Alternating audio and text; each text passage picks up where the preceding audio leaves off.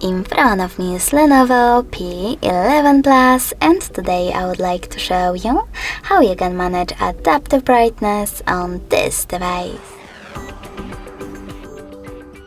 First of all, go into Settings. Now tap on Display section over here and choose Adaptive Brightness. Finally, click on this gray sweater, and as you can see, after that, Auto Brightness is enabled, but you can always disable it by tapping on the same one. If you wish though, you can always go into Tab menu instead and manage Auto Brightness feature by tapping on this shortcut to switch it on or off. Thanks so much for watching. If you enjoyed this video, leave a like, comment and subscribe. Bye!